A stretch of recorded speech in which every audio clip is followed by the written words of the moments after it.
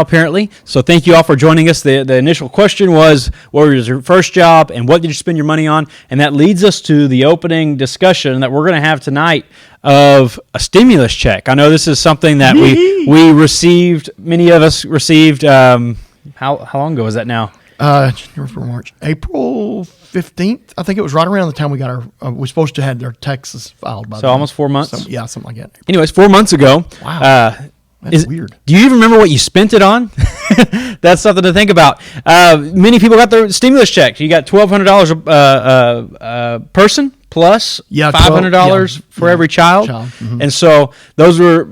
But you had to make less than $75,000 per person to get that. Right. And you're all pretty wealthy, so maybe none of y'all got it. Yeah. But yeah. I got 3. I'm just kidding. I'm just playing. He's playing the system somehow. People were trying that, I'm sure. Oh, yeah. But anyway, so the stimulus check came in a couple months ago, and many of us tried to be as wise as we could with that check, and we wanted to do with it what would last the longest. And in light of that, we've actually considered, or our government is now considering another stimulus package of some sort that would include a check given to you. It may be through an electronic, was it EFT? Yeah. You just get it transfer. You get it in your bank account. It's like, woo, I'm rich. Right. And so that's a big possibility in the next few weeks. Right. So it's something to think about.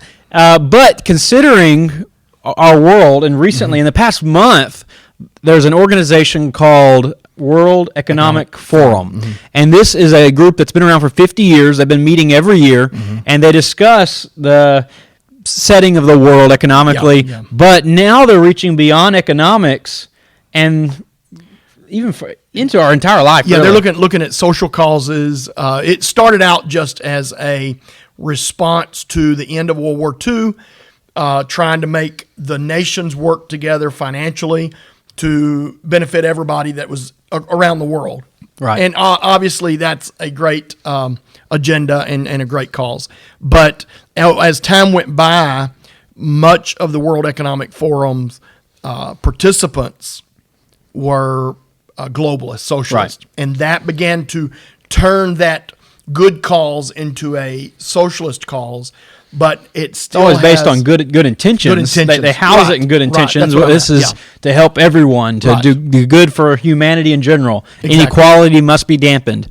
And that's one of the key phrases of this organization and socialists all around the world. Right. And so as the church, and let's put it in this, because we're at Pastor Talk, this is part of Victory Church, a place where we can bridge the spiritual to the practical.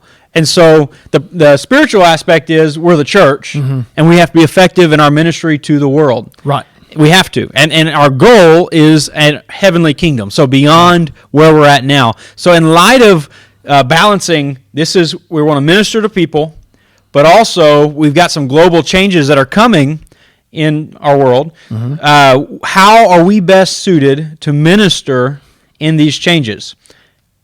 I would say one thing that we have to realize, and kind of up front to let our audience know, there are things, and I would say this: be very, very careful. I don't like fearmongers. I'm anti-fearmonger. These people that said, oh, fear. Oh, never mind. Right. That just drives me crazy. I forgot this, and oh, never mind. Here it is. Well, it drives whatever they need at the moment.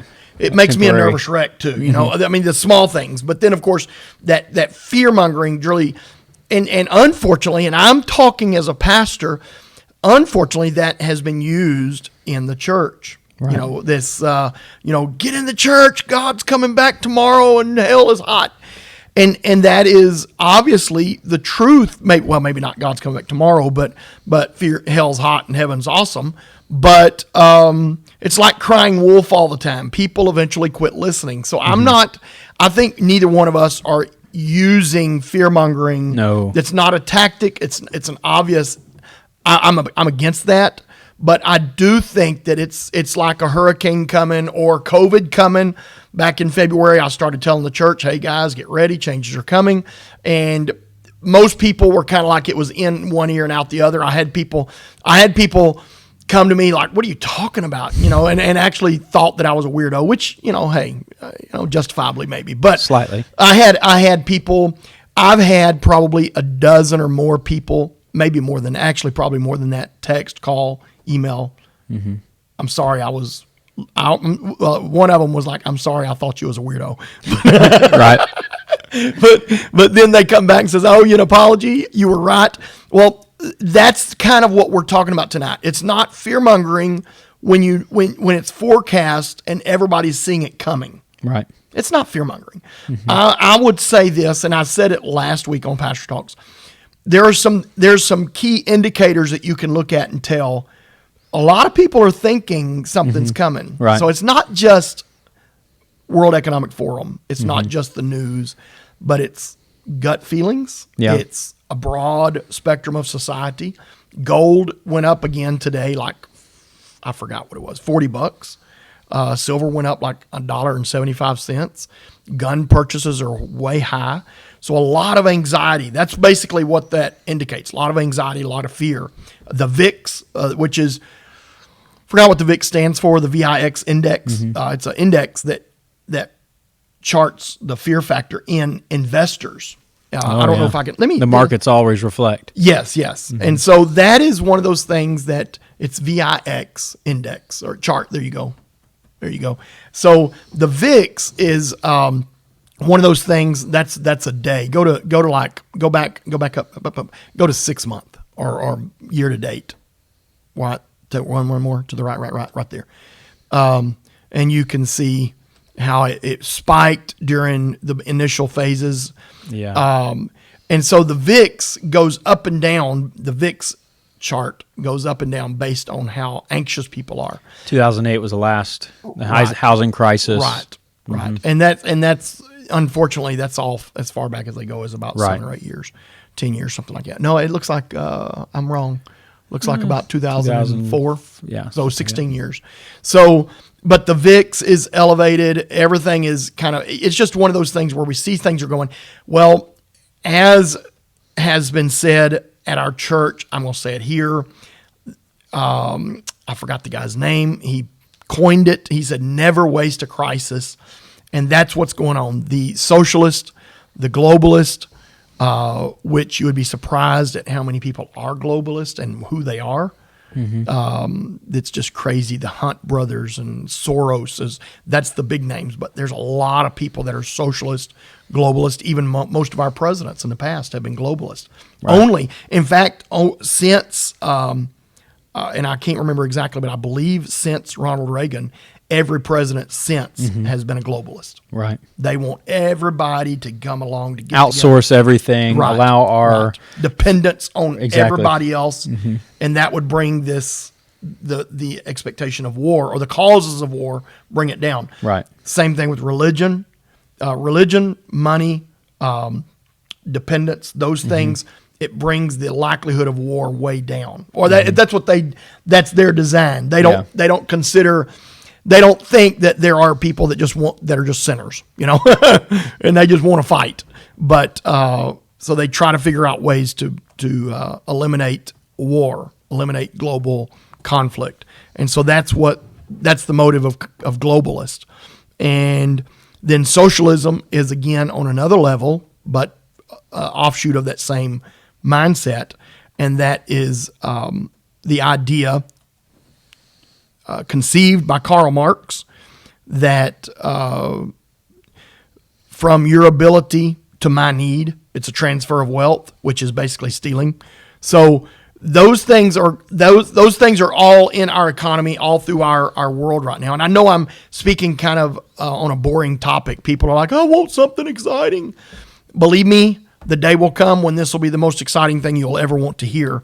That's where we're at, though. And so, not trying to cause fear. We're just looking ahead. Right. Okay. Could you imagine the prophets of old being called fearmongers? Oh yeah. How dare you? That's right. How dare you? Never thought of that. That's true. That's true. But that did happen. Right. Many of the prophets of old, they're like, all you got to do is, what was the king that says, yeah, I got a guy over there, but all he does is say bad stuff. Right. I forgot his name. Yeah. So no doubt there will be people that claim that anyone who mentions the name Soros, or mentions the World Economic Forum, anything like, you're just a fearmonger, you're just out there to cause chaos, and they would rather have their normalcy bias than to accept that change is happening. So we just have to be aware of it as a church. And if we're going to minister in times that are changing, then we've got to be ready. We've got to have a little bit of a cutting-edge mindset. So going back, and let's rephrase it. Going forward, we've got to realize there is in the, how would you call it, global planners? Mm-hmm. Yeah, global planners, strategic moves. Yeah, there are strategic moves coming, and they're not going to waste a crisis. I'm telling you now, they're not going to waste a crisis. There are people, George Soros being one of them, Hunt Brothers being some of them. And I don't want to falsely accuse people, but these are people that you can look up on the internet. They have spent their life and the lives of other people before them and after them that have only looked for opportunities to create change in the image that they think is best for the world. And it is, I believe, my personal opinion, and I don't think it's personal opinion. I believe it's biblical. I believe all of these things are playing hand in hand with the Word of God. So, or the plans of God. So when you see all these things coming, and so what are we talking about? What are we talking about? We're talking about tonight where you're going to spend your where you're going to spend your stimulus money. But I want you to look through the eyes of a great financial reset. In the past, we had the Great Depression. Well, what you're going to have a new label in the upcoming future. I believe it's going to be called the Great Reset. Right. Or something. I'm saying that. Well, that's what the strategists are attempting to do. Right. Reset everything on an equal plane. Right. If you have the time and you want to just do some research, go look at the World Economic Forum's website, and you'll see their plan. And this is a organization that they're about to celebrate their 50th annual meeting. Right. And this is leaders, global leaders, represented 171 countries. They meet every year. They meet every year. Davos, Switzerland. Yep. You've heard of it. They're meeting this coming winter, I believe, January, February. Is it that one? Okay. I think so. Pretty soon. And their meeting, everything is all about the global reset, economic reset. That's this upcoming meeting. Right. Every year it's a little different. And they're promoting it actively on the internet like crazy. They're trying to warm people up to the idea that they can reset capitalism. That's their goal. But they're doing it with climate change as one of their key foundations. They're doing it with social justice, economic inequalities, inequalities in general. And so this is all the legs of their purpose in doing this reset is to change capitalism. They're not big fans of capitalism. No, at all. But they're wanting to bring a more socialist mindset to the globe, basically. If you would look back, and okay, I know we're all Americans and we're all Christians, or that's what this show is about, is a Christian perspective or a Christian worldview on our world problems or situations. If you would look back just a few months and you see how close Bernie Sanders came to being the Democratic nominee, right? If you looked at his old website, that's all it was about: social justice, financial equality. I mean, that was him, and he embodies that. That really is an embodiment, or he is an embodiment of the World Economic Forum's agenda. Right. And Americans are teeter-tottering on the edge, this precipice of accepting that. But the global countries and around the globe, a majority of them, of the 172 countries that go to Davos, probably, I mean, what is half of 170? You're talking 75 or 80 of those countries are pro-socialism already, maybe more than that, in fact. So we are participants in this global reset. We are a major participant. The world looks at America, but half of America is headed that way. Right. So we're at a very integral place in our history to where we could make a change, or who knows? This comes to the end times, really, where we're looking at what is that global reset going to look like? Right, exactly. And this is something of the unknown. We really don't know exactly. Right. But this is an experiment, which is pretty scary to be part of an experimental group where socialism has never worked before. Never, ever. Right, exactly. So that's the scary part is it's not like a capitalist experiment like the United States. It's more of a socialist experiment where we're going to make it where everyone has education. You go on their website, they're trying to make sure education for everybody is equal. Finances no cost, equal. The health. They're wanting everyone to have universal health care. All these things are part of their global economic reset. So you think about that, and then they use the words like "we all must sacrifice to benefit everybody," and so they're implementing these socialist terms to push everyone into thinking, you know what, that's right. I do have a heart. I do have some moral character. I better show it a little bit. Exactly. So I don't mind giving 80% of my paycheck to support the world. Right. But what about those people that don't want to give 80% of their paycheck? That would be me. Right. Well, what are they going to do? Yeah, they'll take it. They'll take it. Especially when they're considering getting away from our traditional monetary system and going towards more of a digital currency, and which goes into the end times. Right. Exactly.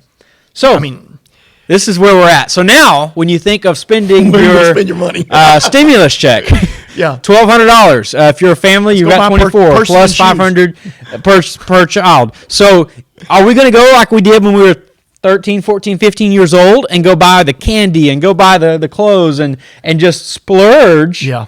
Or do we consider, 2021 could be a very pivotal time in our nation, and if I, as a Christian, am going to be worth anything to anyone around me, I need to be strong and stable. Yeah, you don't want to be the weak link. Right. By far, you don't want to be the guy that has to go to, and I know we're talking to a mixed audience, people of all levels of blessings in life, and I hate to say some of these things, but you don't want to be the person that has to take your family to the food pantry down on the corner at downtown to get food. Or to put yourself in that position.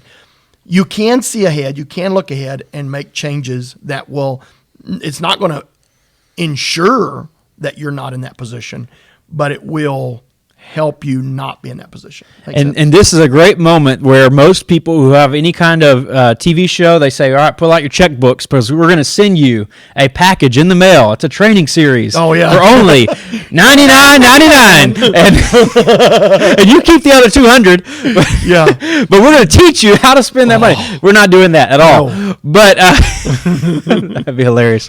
But anyway, so we're going to talk about that. There's more. Oh, yeah. But anyway, so we got to determine where are you. You have to determine where you are personally, because every single person is going to have a different scenario on where they're at as far as how prepared are you for say your property being devalued. That's a possibility. Yeah. And, if the dollar devalues, everything you've got is devalued. Everything's changed. Everything. And there's some assets that are going to be worth more than others. And so these are things that must be considered on what will be valued. It's not what you value, some sentimental value in some areas, but really what will be valued and how can it be used? It just come to, and I haven't thought about this in a long time, and I read his book. What's the guy's Kiyosaki? Robert Kiyosaki. He wrote a book, Rich Dad, Poor Dad. And I think everybody probably needs to read it. It's just it's a mindset that he picked up years ago. He had his, physical, whatever they call it, dad. But then he got to know his best friend's dad, who was an investor, and he began to think of assets, buying assets.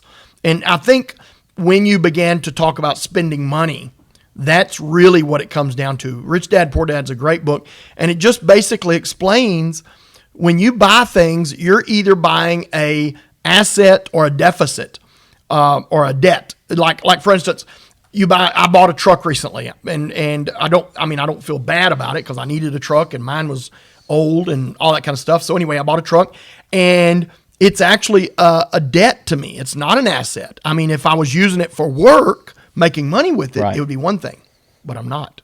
I'm using it to travel.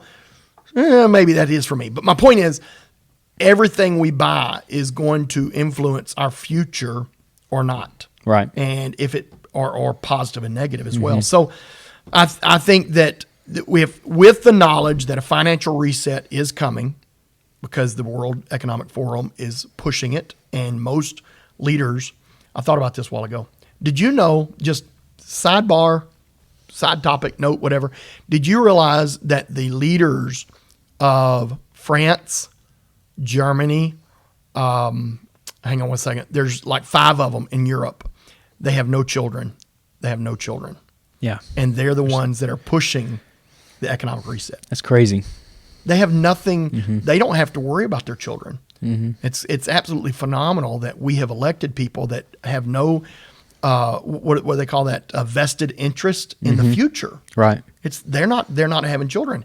And so I think when we look at this, most people that are observing, watching us, you have children, and you want things to be better for your children, not worse. So you've got to look at things like, if we have an economic reset and I don't make it through COVID, if I died, and what would I want to leave my children? Right. A new pair of shoes and a purse might not be the best investment.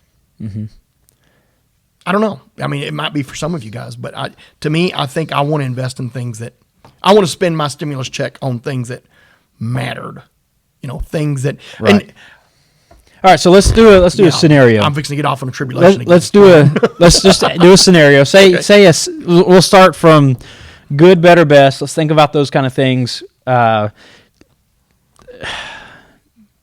say a single mother who's got 2 children and lives in an apartment. Okay.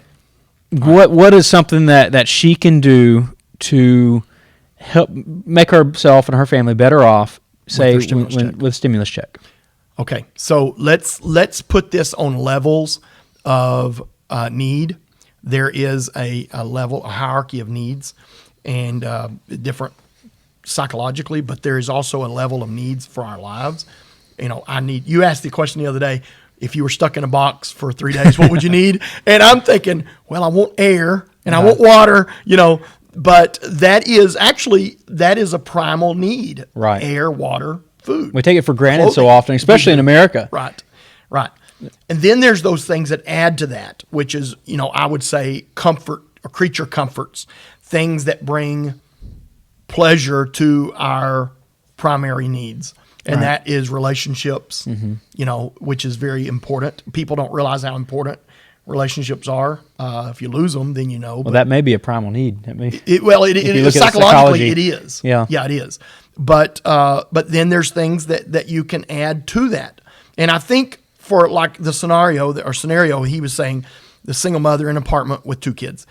I think number one, you need to have your relationships right. That would be, but that's not an investment. That's just time and effort. But I think when it comes to purchases, what you're going to purchase, I think you would be wise in purchasing things that are long-term insurance for disaster. Okay. Does it make sense? So it's not good to. Could someone put this in the bank and just leave it there and not purchase anything, thinking that they would buy it when the time is necessary? You're losing money. Right. Every day you save money, you're losing. Well, I'll say that every it day. Sits in the bank. Yeah. Yeah. And to give an example, $100. And y'all know this.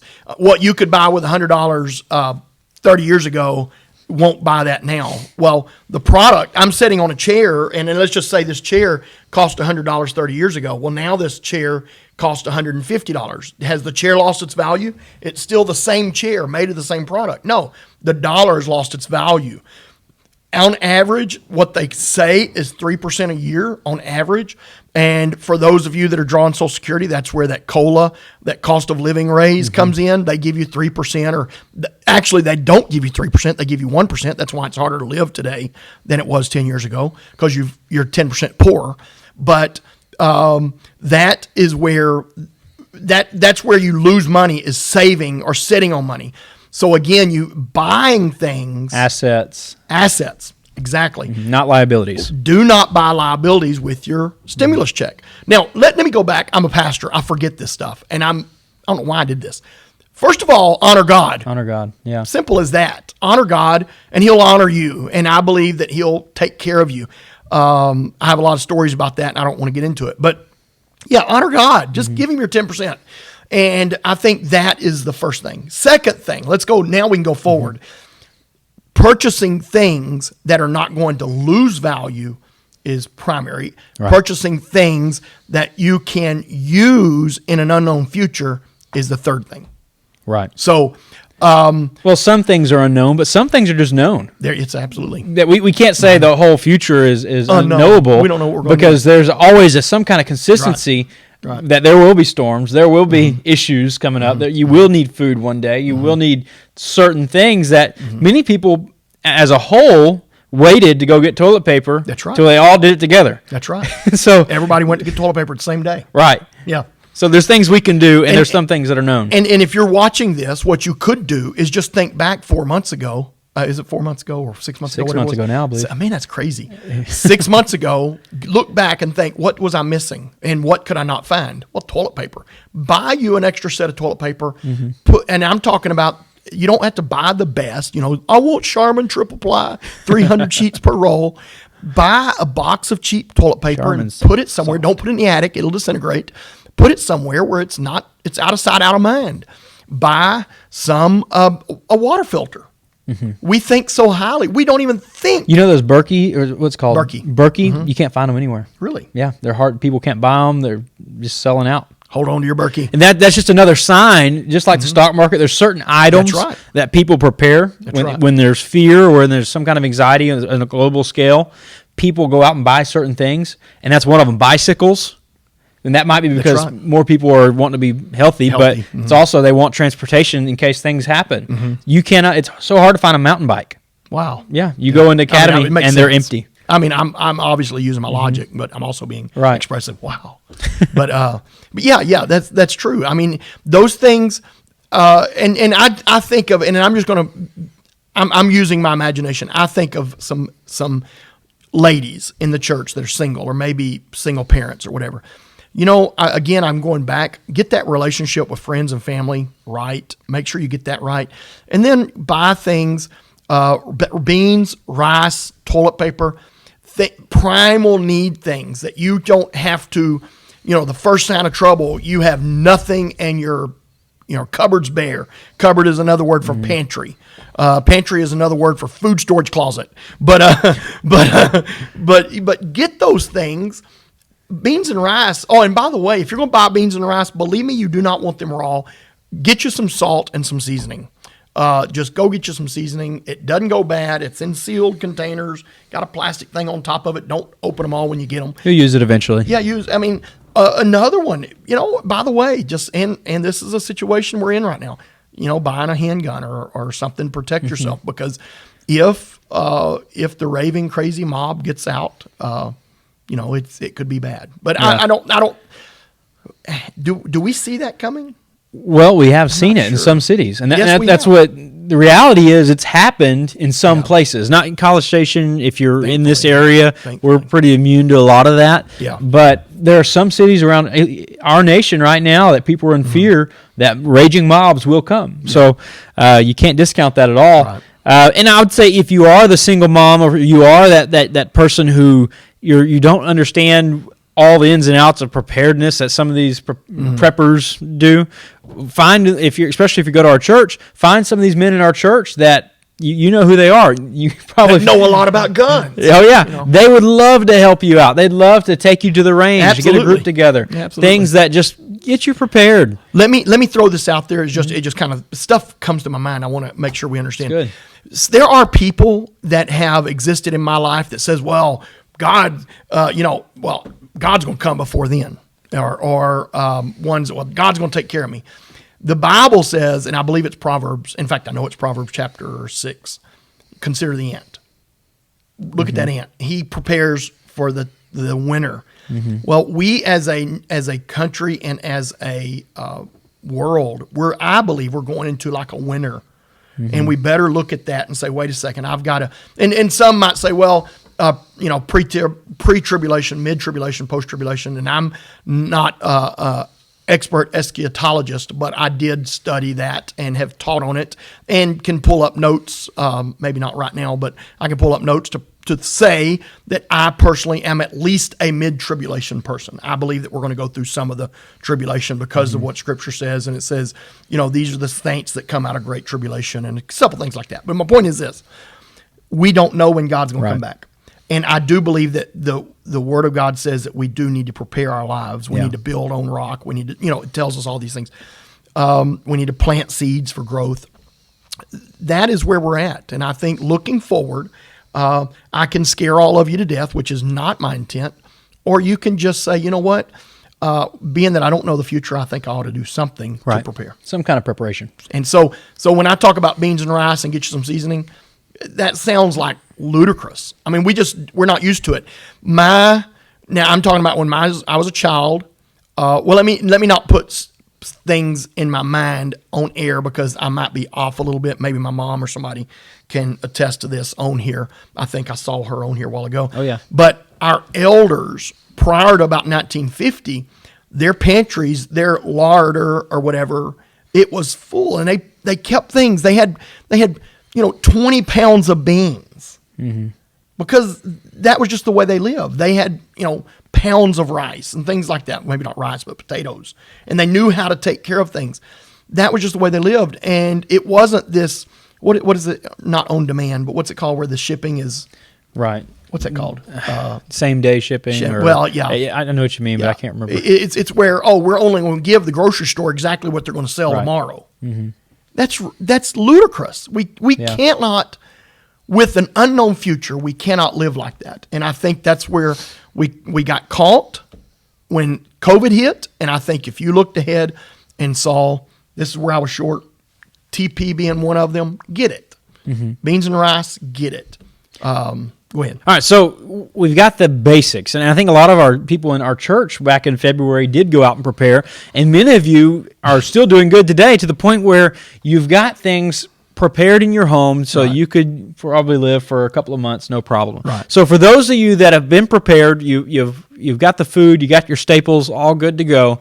What can we do, say, a family that's been prepared and they want to maybe financially have some kind of more security and they're looking for an investment with that anywhere, well, if it's a family, they're probably going to have close to $3,000 or so that they're going to have coming in. Yep. What kind of investment would you recommend for those that are looking for that? Okay, so there's first of all, I would say get out of dollar-denominated currencies. Don't get into things like, when I talk about these things, some people are like, "Oh, I've got diversification in my portfolio," and you ask them what are the diversification. They say, "Well, I got some bonds, I've got some mutual funds, I got some stocks," and I'm like, "But you bought all of them, and they're all valued in dollars. That's not diversification." What I'm talking about is get into things if you can afford it.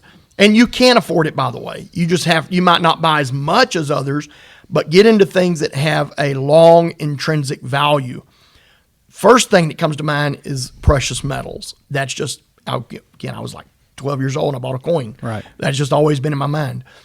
Gold and silver. Gold is a rich man's investment, so to speak, but you can buy a 1/10 of an ounce for $300, $250. But anything like that, okay? Gold, silver, you can buy a silver round right now or a coin. A round is like a token almost, but 99.999% pure. And you can buy them probably for, I don't know what it is today. I didn't look, but $35 max. There are premiums. Then you can diversify, and there's nothing wrong with it if you can afford it, into real estate. Land, rental properties, things that they're going to be in demand. People are going to want them. Another option, we're only talking about monetary value right now. We're not talking about barter items or, that kind of thing. We're just talking about monetary value, what holds its value. Something that is relatively new, I say relatively, very new, but it appears to be something that's going to be worth something in the future, and that is like Bitcoin. Right. Okay. Now, I'm not in love with Bitcoin. I'm not in love with anything except for my wife and God.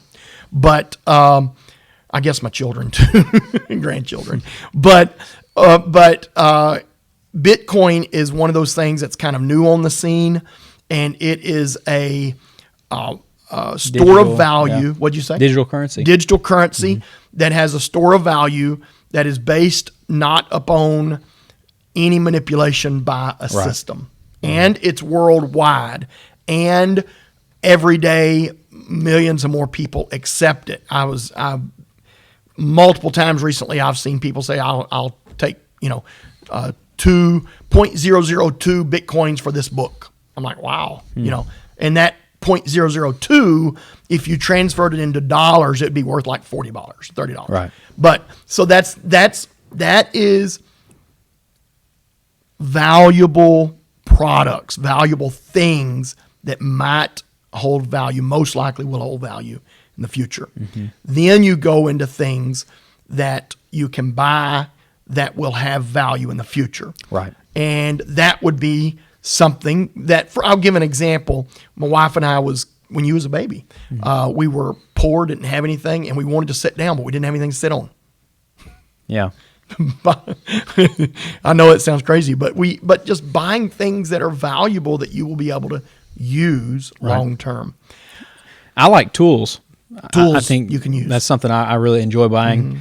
Something that can be used, sold, traded. And we're if we're looking at end of the world scenario, then you might want to buy tools that are not electric. Yeah. You might.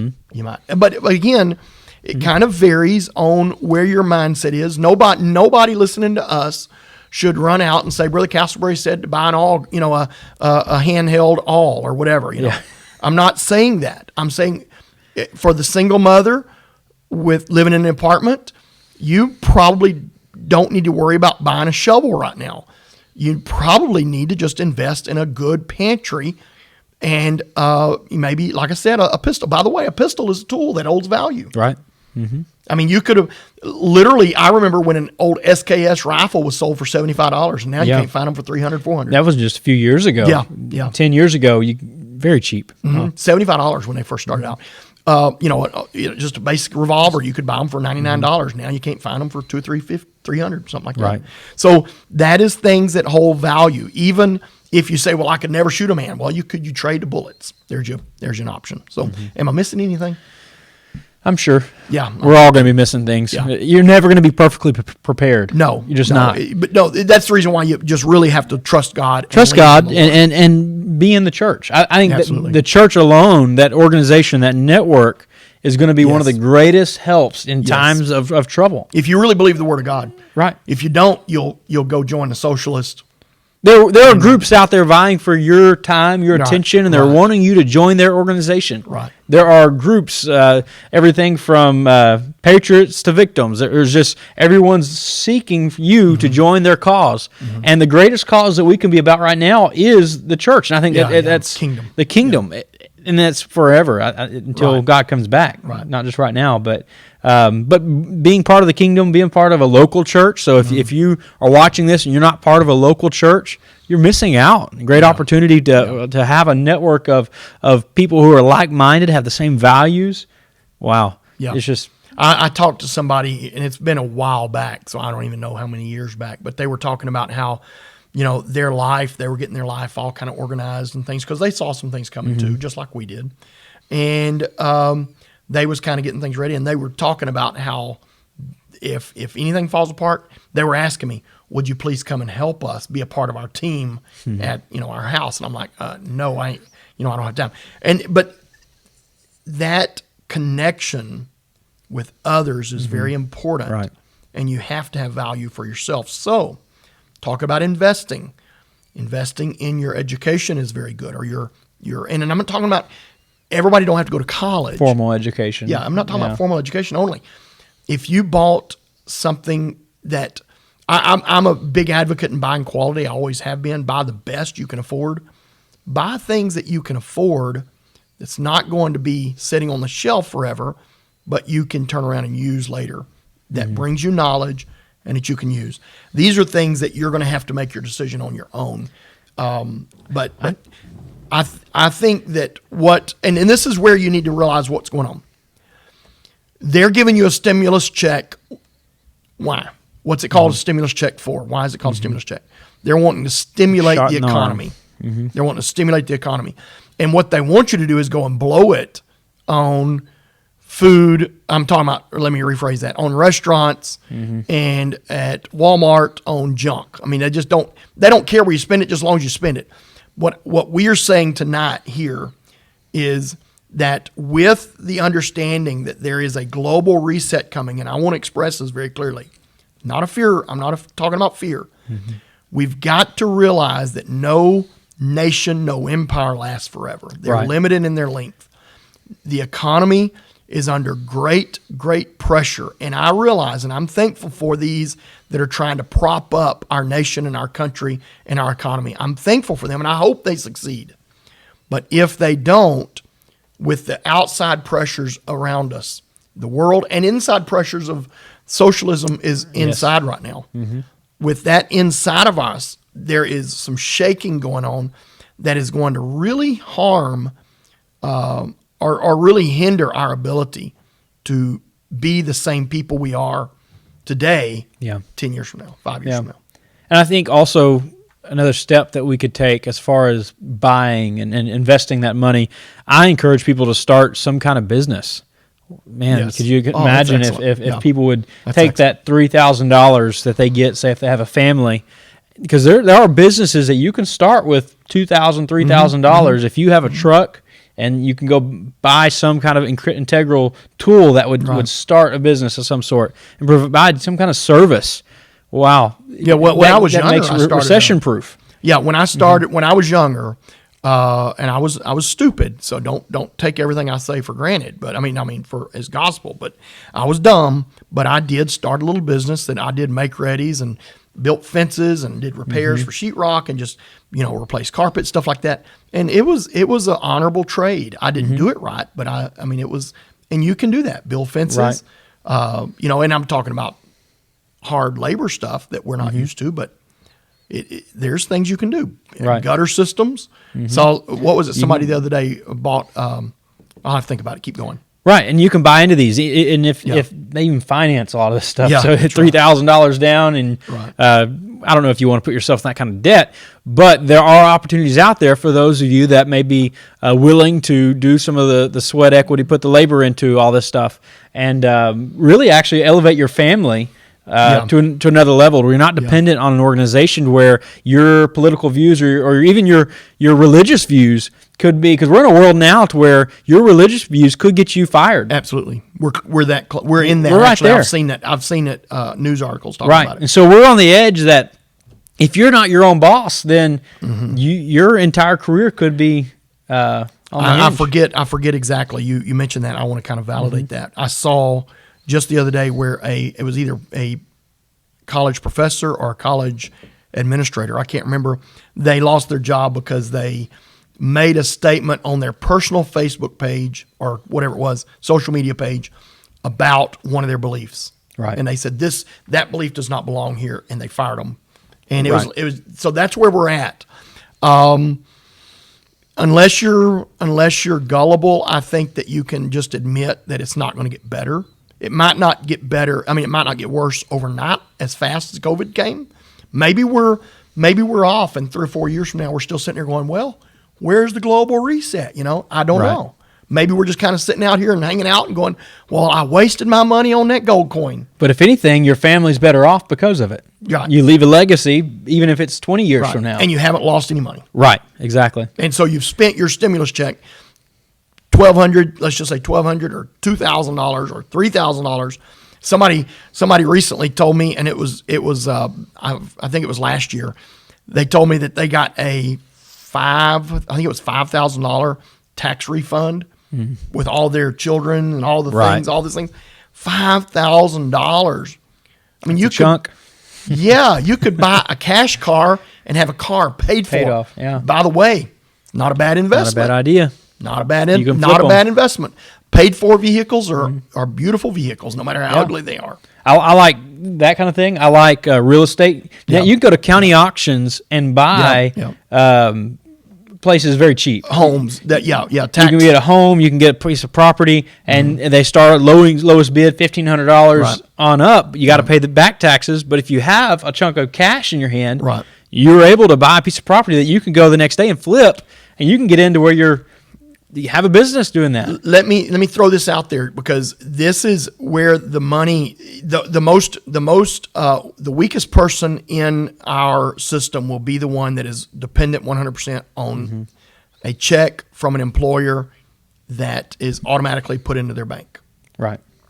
If you have no second income, if you have no alternative side hustle, alternative money, some other way to trade, you're going to be the one that is crying. Because if they can take a video, which they did last week, they take a video and they immediately erase it out of all the social media things, I believe 100% they can take your money out of your bank account. Oh yeah, I believe that. And say if things do get worse, we the church have to be the strength in those times. Yeah. There's going to be people hurting. There's going to be people in need, and I still believe charity from you and I, those that are prepared, is necessary. Yeah. I don't think we should hunker down to the point where we cut people off and say, no, well, you didn't prepare, therefore you don't deserve care in any way. No. I think we've got to be the church, and I don't think the government should be the one handing out portions of care in any way. Well, in Hurricane Harvey here about 2 years ago, or whatever it was, 3 years ago, we took a lot of things that we had stored up personally. We thought, well, this is for an unknown future. Set it aside, and then Hurricane Harvey comes. Well, we're pulling from that and giving it to others. And that was a beautiful blessing for us and a great blessing for others. Right. And so I think that is another way of looking at your investments. There will be storms. There will be times of uncertainty. That's just the given. Right. So we've got to expect it. But anyways, we are coming down. Any last words? I see that our broadcast keeps breaking up, and I hate that. I think maybe it may be because we're at the church and we've running a lot on the system. Things. I don't know. Who knows if that's happening? Where we're at. Last words. Consider the ant. Proverbs 6. Just, be wise. Don't be foolish with the blessings that God has given you, with the blessings that, stimulus check, things like that. I believe that it's very important that we be good stewards over over anything that we've been given. And we think that, like you said, you mentioned it earlier, and it is a very real thing. We have a normalcy bias that says, well, tomorrow is going to be just like today. Right. And it's not. I'm not saying tomorrow, but I'm saying the future is not going to be. And let's just look at the incremental changes that have taken place in the last 20 years or 10 years. Look at that. Yeah. I mean, 20 years ago, let's see, that would be 2000. 2000. This is 2020. 2000. Did we even have an iPhone? Yeah, I think we did have an iPhone. I think it was No, it wasn't until 2006, 2005, 2006 that the iPhone came out. We didn't have smartphones. We didn't have internet in our pocket. We didn't have this ability. You had to have huge cameras, and so and look at our economic system. 20 years ago, what could you buy for $100 compared to what you can buy now? Anyway, that's my last comments. Don't be gullible. Be an ant. And look at the seasons. Just recognize where we're at. We saw Beirut explode today. We saw just globally, we've got a lot of issues. We have China. You could just name all the issues we have in the world. But anyways, so we've got a lot going on. Biggest thing we wanted to talk about was just how we're going to invest into our future as Christians. So thank you for watching. We're going to do this again Tuesday night, and hopefully next time the broadcast will be even better. You can find us on YouTube, so if you ever want to come back or you send this to a friend, it's going to be a lot cleaner and crisper on YouTube. So find that at Victory Church, College Station. You'll find us there, and we love you. We hope you have a great night, and we'll see you next Tuesday. God bless you. God bless you.